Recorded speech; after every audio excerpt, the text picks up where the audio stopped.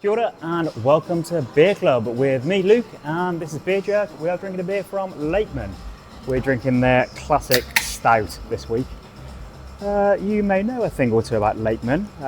It is a brewery on a farm overlooking beautiful Topor, and they put a lot of work into keeping everything in-house and being sort of self-sustaining. One of the most exciting parts of that is that all the beers are made with their bore water. So they have a bore that goes 80 metres directly below the farm and brings up all of the beautiful water that obviously is the main ingredient in making beer and really gives their beers a unique character and a unique sense of place, terroir, if you will, from the water. It's founded by James Cooper, or Jimmy Coops, which is also the name of their tap room that's in Topor, overlooking the lake there.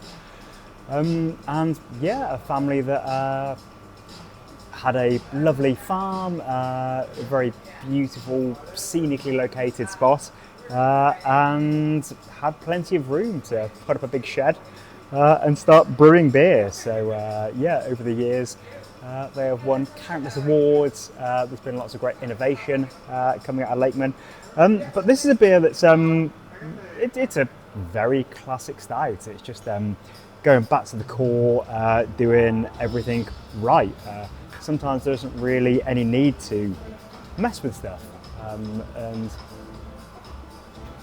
for brewers, it is almost it's very, very difficult to resist the urge to fuck around when it comes to making a stout, just because they take on other flavours so beautifully, and it's just so much fun just to add all sorts of adjuncts to stouts and do delicious and fun things with them. But really, at its core, it's a very, very drinkable, very sessionable style, and just one of these beautiful historic European styles that people have been drinking for a long time, and you don't need to tinker with it. Although, as I say, when you do tinker with it, that is also a really fun time and it's delicious. Especially at Easter, when it's time where we're consuming a lot of chocolate. So perhaps pair this beer with an Easter egg if you drink it this weekend. And stouts, was the use of the word stout in beer goes back to the 1600s, and stout just meant strong originally, a stout ale, like a strong ale, which is still the use of the word stout. If you talk about a stout horse, whatever it might be, it means strong. So yeah, and originally you would have had stout pale ales, etc. But then it came to be mostly linked with porters, with these dark beers that were just so connected to the history of London, and just became the beer that took over the world in the 1700s, really, and that was really perfected by Guinness in Ireland. If you haven't seen The House of Guinness on Netflix, I'd really recommend it. It's a really interesting look at history and look at these mega breweries that really exploded with the Industrial Revolution and the industrialisation of beer, as well as so many other things at that time, when beer moved from being a local thing, a farmhouse thing, having all these tiny breweries all over the world, to having these gigantic factories just pumping out millions and millions of litres of beer. So in the 1700s, as I say, stout porters and various kinds of porters really took over the world and became huge everywhere. But there was a big problem in 1816 in Britain, when the government decreed that brewers had to stop using adjuncts in their beers. So there's been so many. The history of beer is the history of developments in technology and processes. I've talked a lot about things like Louis Pasteur and pasteurisation, about the developments in Burton of being able to malt pale malts thanks to kilning with coke rather than other sort of fuels. And then in 1816, the British government decreed that brewers couldn't use adjuncts. So prior to that, porters and stout porters were black, because they had various different adjuncts. So there would be things that would be for flavour, so things like licorice would be used, but a lot of molasses and burnt sugar and all that sort of stuff, which of course also ferments really beautifully and makes you a really dry beer and gives you that residual character. But also I was reading about kinds of like sort of poisonous berries and different kinds of colourings and food colourings, and of course a beverage that's consumed by so many people, and especially the proletariat. You want to make sure your beer's safe. So kind of similar to the German purity laws in a way, for different reasons. That was due to the economy and wanted to save the wheat and rye and things, mainly for making bread. That was very important to feed people. But this was to just not fucking poison people, basically.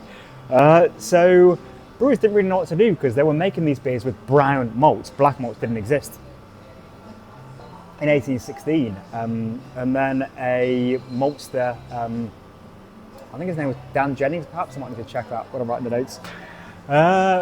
Took inspiration from how coffee was roasted at these super high temperatures and figured out a way of making black roasted barley that didn't just taste like ash and didn't just crumble in your fingers. It wasn't completely burnt.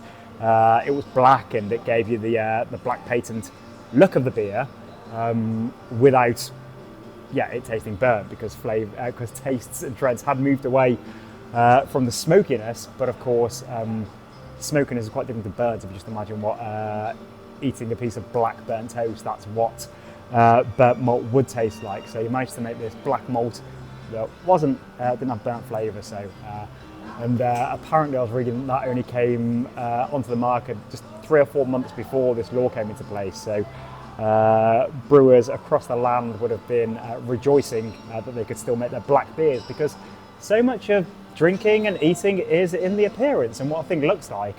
So a sort of murky brown beer would have probably been quite unappealing when you are ordering a stout.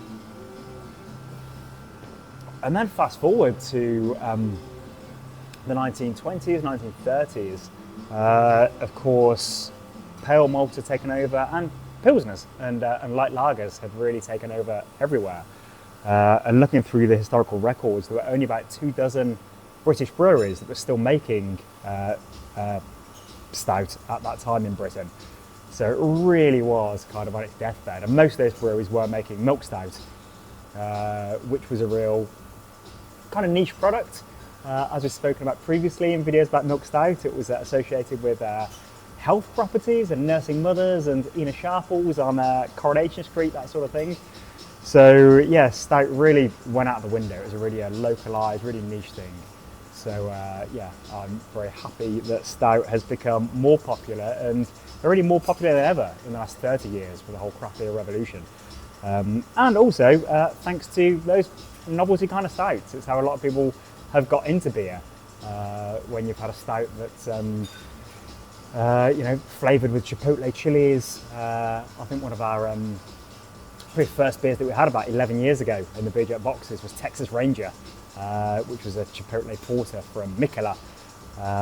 But yeah, as I say, you put all sorts of stuff into stout. Lakeman do a fantastic Irish cream inspired stout, which comes out around this time every year. We've got some cans in our fridges here, and it's really delicious.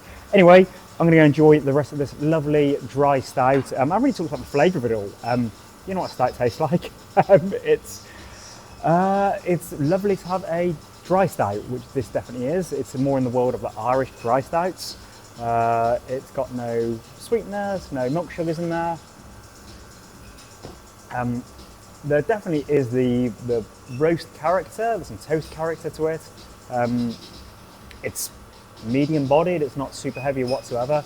It is a great daily drinking stout. Again, it's one of those styles that if there was only one beer available and this was the beer that was available when you went into a pub and asked for a beer after work, you'd be pretty happy with just drinking it again and again. Your palate isn't going to get tired out of it. It's not going to get overwhelmed. It's just a very classic beer style that is also delicious. So thank you to Lakeman, and thank you to the brewers there for brewing this really, really lovely example. As I say, you don't see that many classic stouts around these days. And thank you to you for joining us for yet another Beer Club beer. I hope you have a great long weekend, and I'll see you next time. Cheers.